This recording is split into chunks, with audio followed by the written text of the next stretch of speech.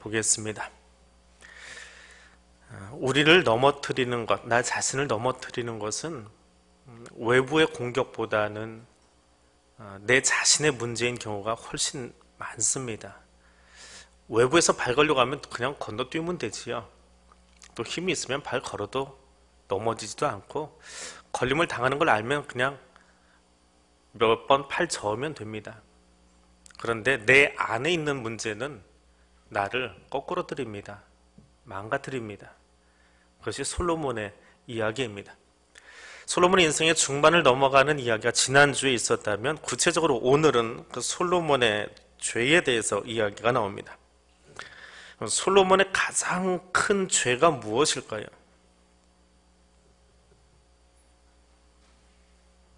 어렵게 생각하지 마세요. 1절에 나와 있습니다.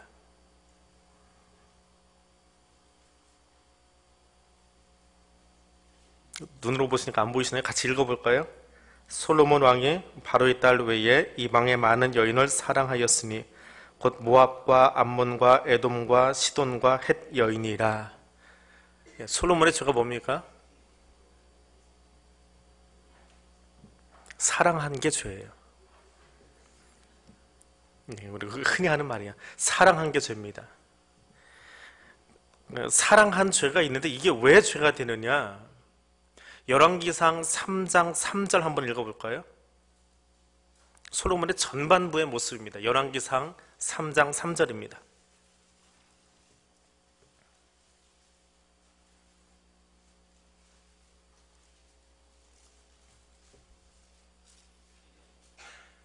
같이 읽어보겠습니다. 솔로몬이 여호와를 사랑하고 그의 아버지 다윗의 법도를 행하였으나 산당에서 제사하며 분향하더라. 집권 초기에 솔로몬 누구를 사랑했습니까? 여호와를 사랑했어요. 그런데 지금 10장을 넘어가면서, 솔로몬 인생의 중반부를 넘어가면서 누구를 사랑했습니까? 여자를 사랑했어요. 여자 사랑한 게 뭐가 죄냐? 하나님이 사귀지 말라는 사람을 사귄 거예요. 하나님과 세상을 동시에 사랑한 거예요. 그냥 여자가 아니에요. 부인을 사랑하는 건 사랑해야지요. 검은 머리 파뿌리 될 때까지 사랑해야지요. 그건 당연한 거예요. 그런데 솔로몬이 사랑한 여자는 이유도 목적도 내용도 달랐다는 거예요. 그 사랑한 것이 죄입니다. 쉽게 얘기하면 영적인 외도를 벌이고 있는 거예요.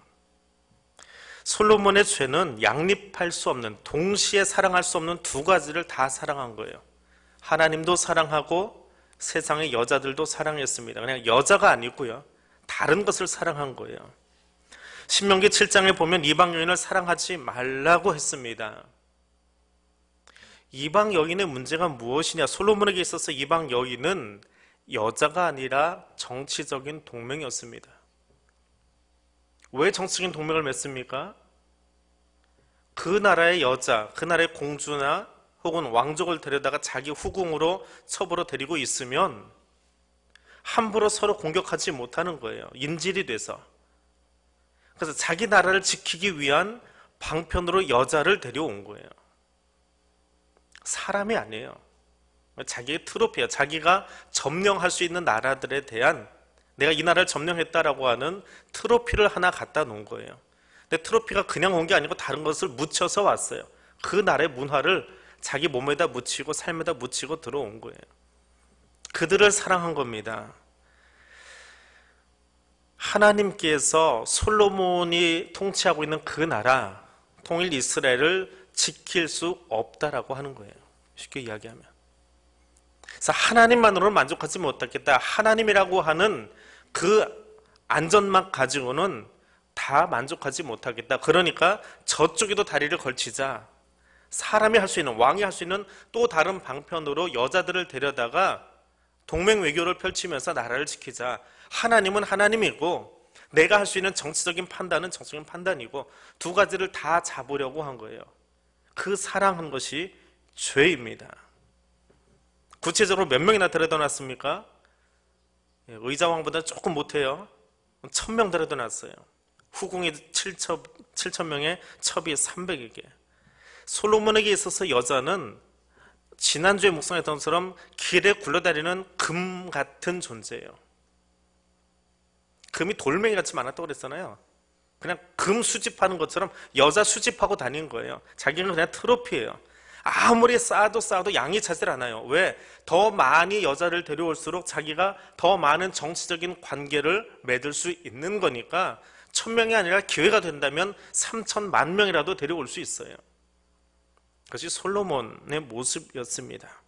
결국 하나님 앞에 온전하지 못하게 된 거예요. 무엇에 내가 더 중점을 두느냐라고 하는 거예요. 무엇에 내가 마음을 더 빼앗기고 있느냐라고 하는 거예요. 근데 솔로몬은 마음을 잘못 빼앗겼어요. 다른 것을 더 사랑했어요. 하나님을 사랑하는 것 같지만 실상은 하나님이 아니라 더 내 방법을 의존한 거예요. 그것이 솔로몬의 죄악이에요. 사랑한 것이 죄예요. 그래서 그렇게 데려다 놓고 끝나면 괜찮은 것이 아니라 데려다 놓은 여인들 때문에 이방신을 섬기기 시작합니다. 7절과 8절에 가니까 관용 정책을 펼치기 시작해요. 나는 마음이 넓은 사람이에요. 너희가 섬기는 신도 가지고 와, 괜찮아 라고 이야기하면서 모압에 가져간 그모스를 위해서 예루살렘 산 앞에 산당 지었고, 암몬 자손의 몰록을 위해서 또 산당 짓고, 이방 여인들을 위해서 다 그와 같이 했대요. 이방 여자가 몇 명인데? 1000명. 산당이 몇 개가 지어졌어요? 예루살렘 주변에 1000개가. 열심히 지어 올렸던 예루살렘 성전을 뺑 둘러서 1000개가, 아무리 자잘자잘한 누각으로 지어졌어도 1000개가 둘러싸면 예루살렘 성전이 보일까요? 예루살렘 성은 평지에 있지 않습니다. 이스라엘의 도시들은 다 텔이라고 부르는 언덕 위에 있어요. 그 언덕 위에 예루살렘 도성이 있는데 그 안에 성전이 있고요. 근데 그 주변을 1000개의 이방 산당들이 둘러싸 버렸어요. 그럼 백성들이 예루살렘을 올려다보면 뭐가 보여요? 그렇게 잘 지어놓은 성전이 보입니까? 그것을 향해서 예배 드려야 되는데 그 성전이 보여요? 하나님이 보여요? 아니요. 누구 건지 모르는 산당들이 보여요. 1000여 개의 산당들이 보입니다. 얼마나 많이 지어졌을까요? 여러분, 이 산당 언제 허물었는지 아세요?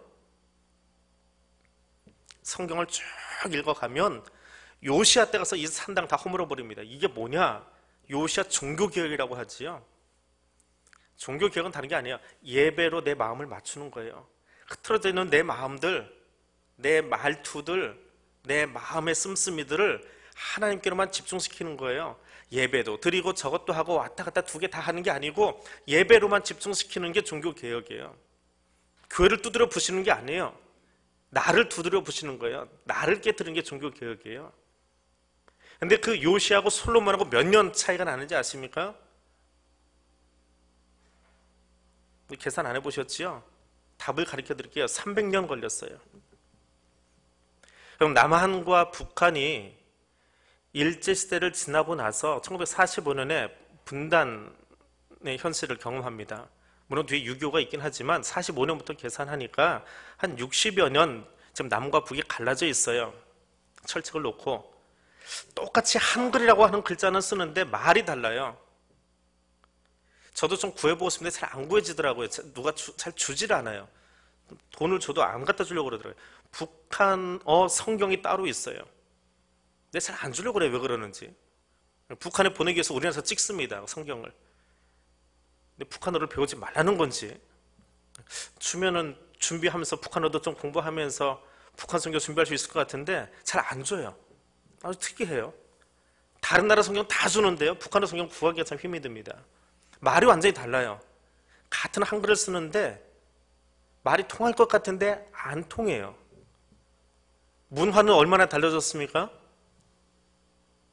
북한 안 가봐서 모르겠어요. 생각은요 아주 다르겠지요. 민주주의, 공산주의가 60년 이렇게 뿌리 내리고 있으니까 60년만 나라를 갈라 놓아도 그렇게 문화가 달라지고 언어가 달라지고 생각이 달라지고 사상이 달라지는데 300년을 솔로몬이 수입해 놓은 그 이방 산당들 문화 속에 사람들이 살았어요. 30년을 한 세대로 보면 10세대가 흘러갔어요. 할아버지도 죽고 증조부도 죽고 다 죽었어요. 그래서 태어날 때부터 아주 그냥 그 문화 속에서 태어나서 자라났어요. 그것이 내 몸에 익어 있어요. 편안하게. 그게 내 문화예요. 내 일상적인 문화예요. 아무렇지도 않아요. 그렇게 되면. 그럼 북한에서 태어난 사람들, 1945년 이전에 태어난 사람 말고요. 그 이후에, 분단 이후에 북한에서 태어난 사람들은 민주주의가 뭔지 자유가 뭔지 알긴 할까요? 예수의 이름은 들어보았을까요? 들어보지도 못한 그들에게 책임을 물을 수 있을까요? 똑같은 이치예요. 300년 동안 이스라엘 땅에 살면서 태어날 때부터 이방신 섬기는 게 당연해요. 예루살렘 성전을 가려면 그 앞에 산당을 지나가야 돼요. 할아버지 때도 그랬고 아버지도 그렇고 나도 그래요. 그냥 그게 당연한 문화예요. 아무렇지 않은 문화예요. 여러분, 교회 처음 나온 사람들이 교회 문화 적응하는 게 아주 힘이 듭니다. 말도 다르지요. 구사하는 방법도 다르지요. 생각하는 사고방식이 달라요. 세상 사람들하고. 우리는 너무 익숙해서 그러려니 하고 살지만 처음 예수 믿는 사람들을 보세요. 참 어색하고 힘들어요. 예전에 저희 아이 다니는 학교 학부모들하고 다른 일로 한번 토닥한 적이 있어요. 남자들끼리. 장례가 나가지고 어떤 분이 거기다가 돌아가신 선생님의 아버님이 돌아가셨길래 이렇게 누가 다 댓글을 올리기 시작하는데 명복을 빕니다 하고 써놨어요. 그래서 그거 아니에요. 이건 불교 용어니까 쓰지 마세요. 근데 대뜸 올라오는 게 뭔지 아세요? 제가 누군지 알거든요. 댓글이 대뜸 올라오는 게 그래요. 목사라고 너무 티내지 마세요. 그러고 올라가요. 그 올리신 분이 교회 안추 집사님이에요. 대충 묻어 가자는 거예요. 세상 사람들 다 쓰는 용어인데 뭐 그까짓 거 뭐 별거냐, 쓰면 어떠냐, 그게 구원과 상관이 있느냐, 상관없습니다. 근데 우리 말에서, 행동에서 우리 삶을 결정짓거든요. 명복이라고 하는 단어, 그거 불교 용어예요. 저 염라대왕 앞에 가서 복 받고 살라는 이야기예요. 왜 고인 앞에 기독교적인 용어가 있는데, 성경적인 용어가 있는데 왜 그 단어를 쓰냐고요. 가릴 수 있으면, 배웠으면 고치면 되잖아요. 근데 써놓고 괜찮다고 어깃장 부리고 있는 건 뭐예요? 근데 그 문화를 300년 동안 지속하고 있었으면 어떻게 해요?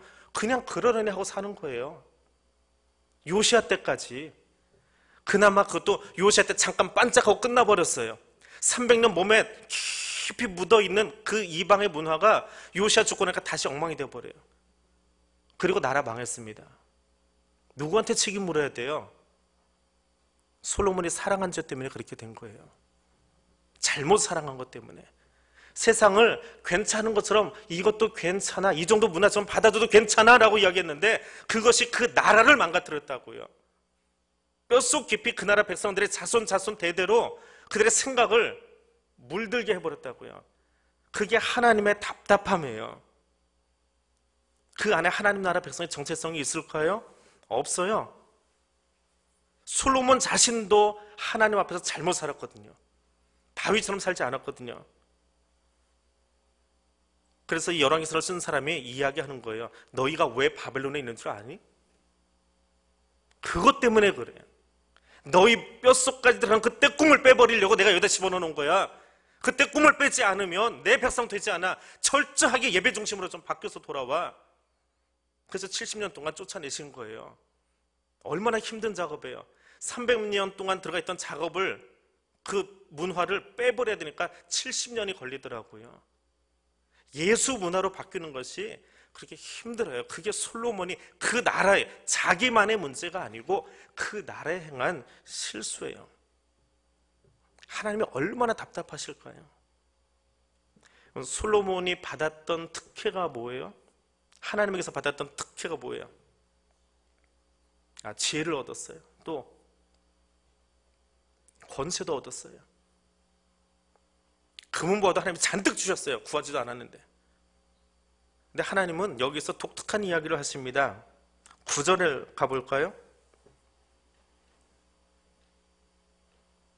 9절입니다. 솔로몬이 마음을 돌려 이스라엘의 하나님 여호와를 떠남으로 여호와께서 그에게 진노하시니라. 그 다음에 뭐라고 나와요? 여호와께서 일찍이 2번이나 그에게 나타나셨어요.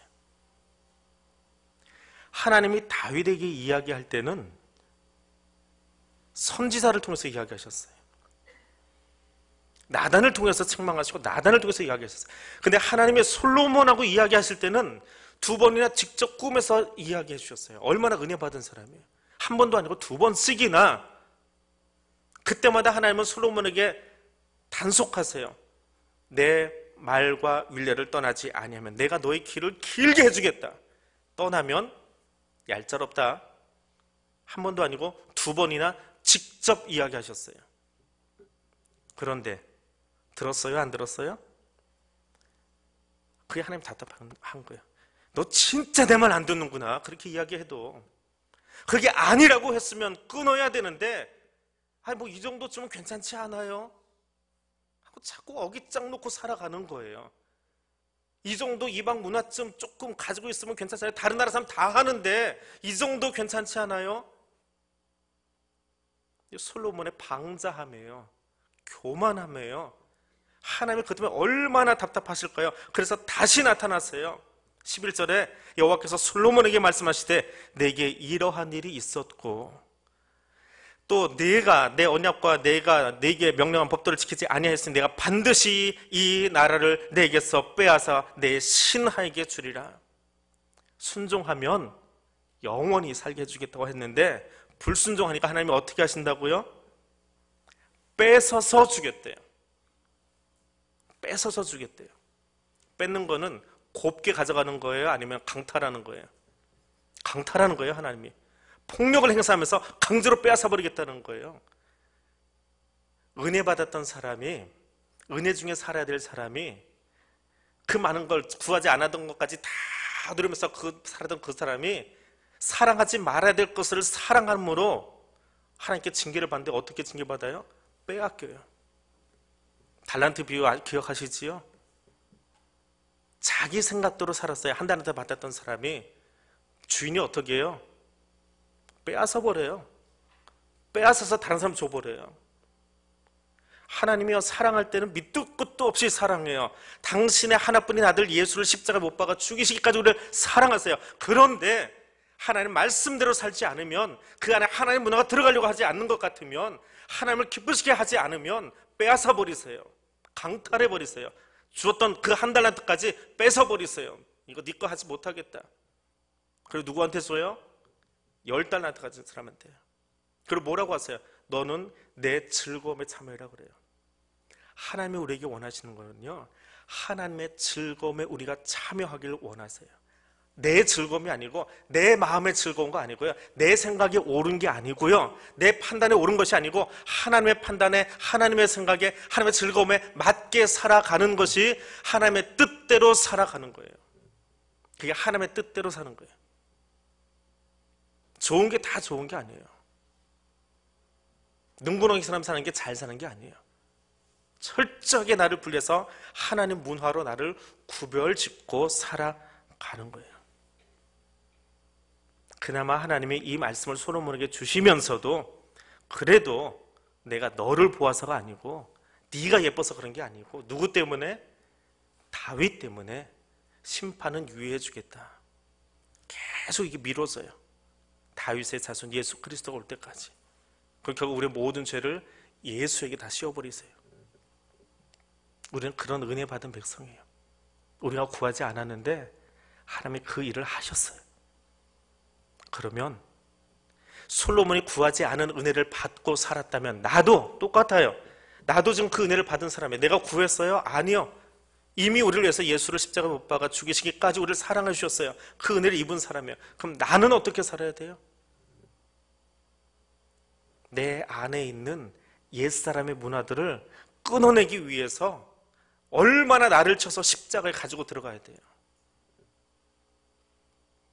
이 안에 있는 이 죄인의 습성들, 죄인의 습관들, 옛사람의 습관들, 바뀌지 않는 언어 습관들, 바뀌지 않는 행동의 태도들, 말씀을 아무리 들어도 사랑하지 못하고 말씀을 아무리 들어도 순종하지 못하는 그 태도를 들고 어디로 가야 돼요? 십자가 앞에 가야 돼요. 내 힘으로 안 돼요. 그게 잘 안 끊어져요. 직분을 가진다고 끊어지는 게 아니라고요. 예수 50년 믿어서 끊어지는 게 아니라고요. 하루 이틀 해서 끊어지는 게 아니에요. 천국 백성의 문화를 가지고 살아가는 건요, 정말 내 힘대로 살아가기 힘들어요. 너무 힘들어요. 그냥 다 빼고요. 요즘 집에서 저희 아내가 산상수훈을 열심히 읽고 있는데요, 읽고 읽다 보니까 내 힘으로 안 된대요. 읽을수록 야, 이렇게 힘드냐? 말은 너무 예쁘고 좋아요. 산상수훈 읽어보세요. 얼마나 멋있어요. 얼마나 아름다운 구구절절해. 그런데 그게 내가 할 수 있어요? 내가 지킬 수 있어요? 한 구절이라도 평생에 그대로 살 수 있어요? 못해요. 그래서 기도하는 거예요. 그래서 저 십자가 앞에 나가는 거예요. 저기 나서 엎드리는 거예요. 내가 못하니까 주님 나 좀 도와주세요. 나 이렇게 살아야 되겠는데, 이렇게 천국백성으로 살아야 되는데 못 살아요. 왜? 내 옛 습관이, 내 옛 혈기가 자꾸 불끈불끈 올라와가지고 안 돼요. 아무리 들어도 안 돼요. 혈기가 먼저 앞서고, 생각이 먼저 앞서고, 손이 먼저 앞서고, 욱소리가 먼저 앞서고. 그래서 하나님께 도움을 구하는 거예요. 주님이, 여호와 하나님이 솔로몬을 심판하시는데, 이 이야기를 바벨론의 포로가 잡혀간 사람들이 듣습니다. 심판을 세 가지를 하세요. 오늘 본문에서는 첫 번째는 에돔을 공격하는, 에돔으로 말미암아서 겪는 심판이 하나 있어요. 다윗 때 요압이 6개월 동안 에돔을 치러 들어갑니다.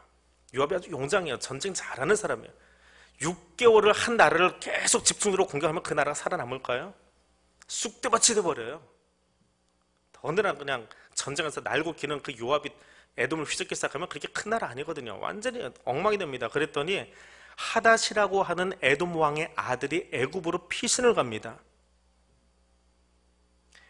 애굽으로 피신을 가니까 바로 왕이 그 하닷, 에돔 왕의 왕자, 에돔의 왕자를 받아들여 가지고 집도 주고 양식도 주고 토지도 주고, 야, 너 혼자 사니까 쓸쓸하지, 내가 여자도 줄게. 그래서 자기 처제, 왕의 처제를 아내로 줘요.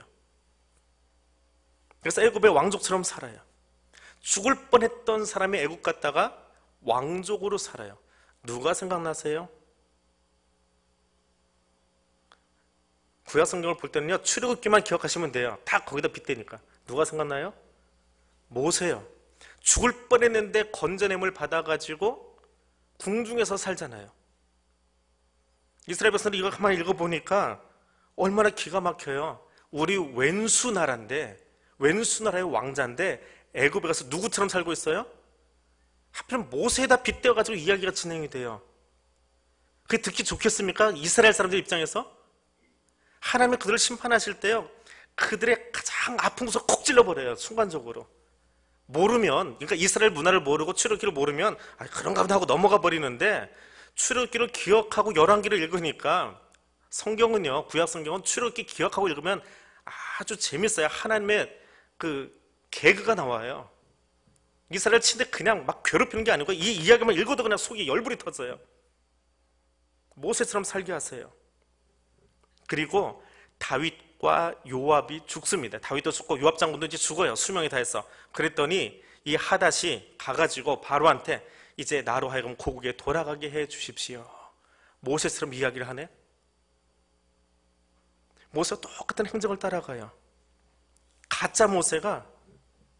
근데 그 가짜 모세를 비호해주고 있는, 보호해주고 있는 사람이 누굽니까? 누구예요?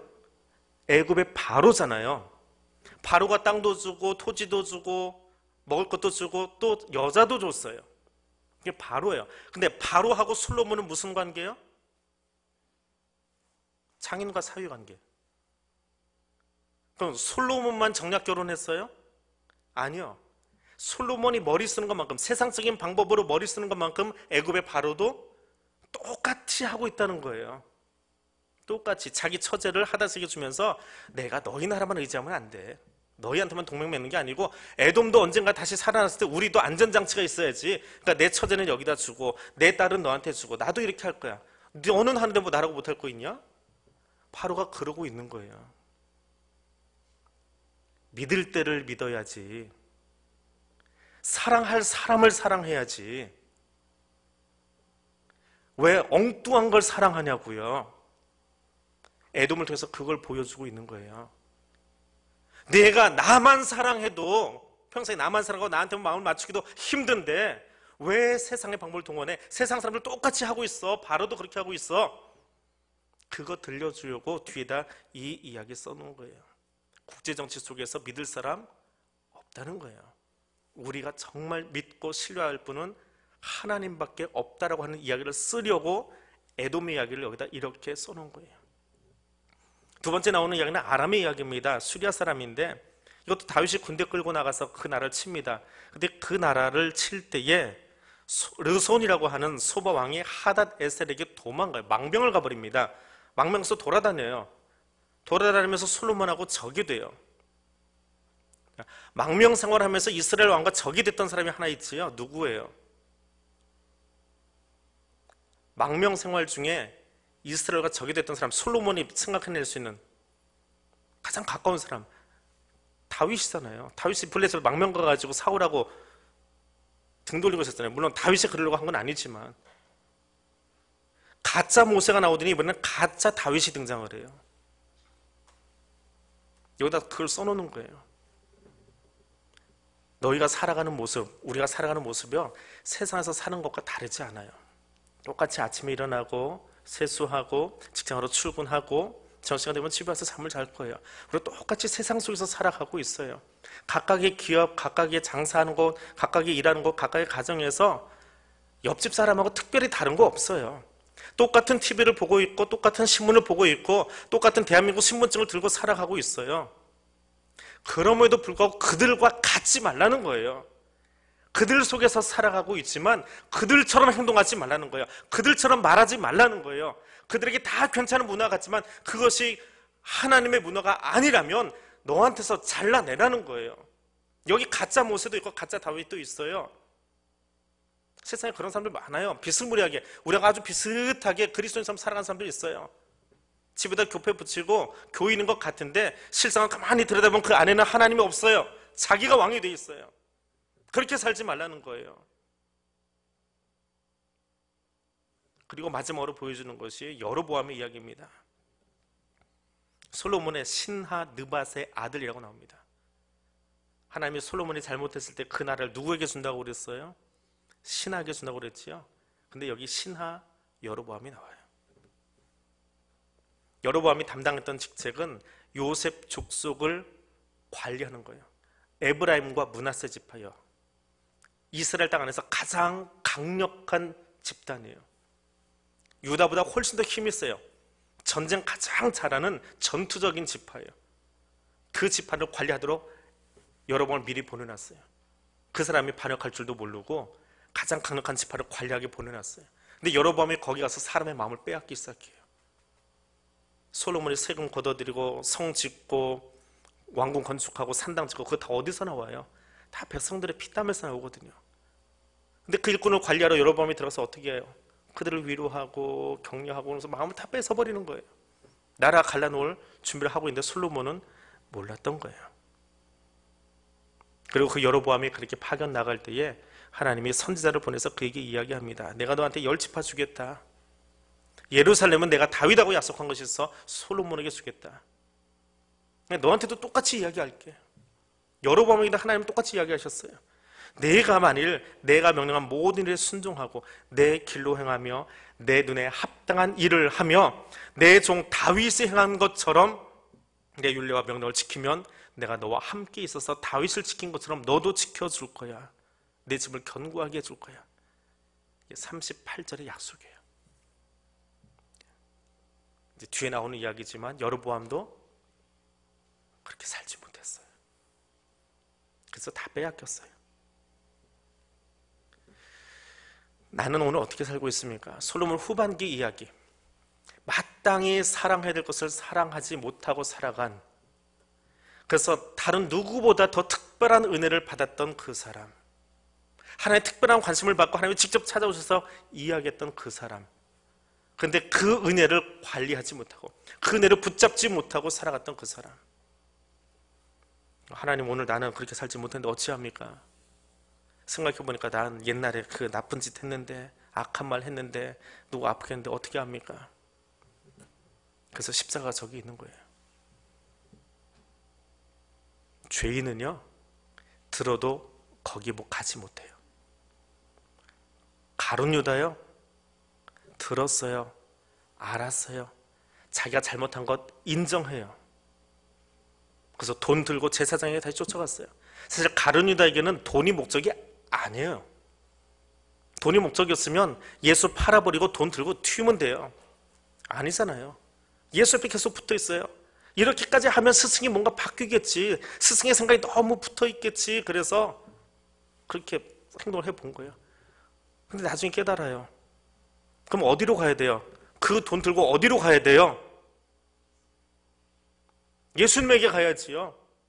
성일산에서 주님 앞에 가서 회개하고 내가 잘못 살았습니다라고 이야기해야지요. 근데 어디로 가요? 세상에 들어서 돈 패대기 쳐버리고 가버리잖아요. 목매달고 달고 죽잖아요. 죄인에게는요, 하나님의 말씀이 들려도요, 자기에게 회개의 기회로 주어져도요, 듣지 않아요. 끝까지 잘못한 건 인정 안 해요. 그리고 돈 패대기 치고 가버려요. 그게 가룟 유다예요. 베드로는요, 예수 면전에서 거부했어요. 난 저 사람과 상관없습니다. 내 손에 장을 지지겠습니다. 이제 주님이 다시 찾아오셨을 때 그는 회개해요. 오늘 우리에게 그걸 요청하시는 거예요. 회개하지 않는 것도 교만이고요. 회개할 기회가 주어졌는데 그거 걷어차는 것도 교만이에요. 겸손하고 이야기하지 마세요. 회개할 수 있는 기회가 주어지면 거기 엎드리는 거예요. 주님은 계속 우리에게 그 기회를 주고 계세요. 솔로몬에게도 그 기회를 몇 번 제공하셨고요. 오늘 우리에게도 그 말씀을 하고 계세요. 내 영광을 위해서 살지 말고 나의 영광을 위해서 살라는 거예요. 여러분, 죄인 하나가 주님 앞에 나와서 거꾸러지고 이제부터 정말 새롭게 살아보겠습니다, 몸부림치면서, 예전에는 내가 말로 누구를 아프게 했고, 예전에는 말로 내가 누구를 상처 주었고 살았는지 모르지만 지금부터 내가 다시 살아보겠습니다, 새로 시작해보겠습니다 하고 십자가 앞에 와서 엎드리고 피눈물 쏟고 있어요. 그리고 그가 바뀌어서 바닥부터 다시 시작해요. 그 모습을 보면 죄인인 사람들은 아이고 뭐 한다 그러겠지만 하나님은 어떻게 생각하실까요?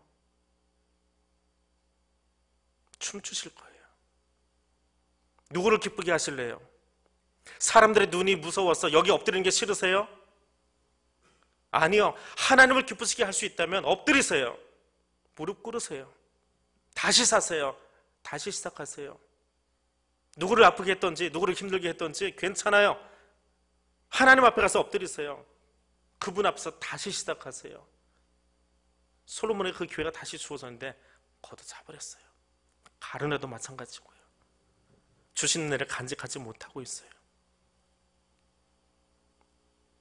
자, 이제 여러분 자신에게 물어보십시오. 내 자신에게 나는 지금 누구를 사랑하고 있습니까?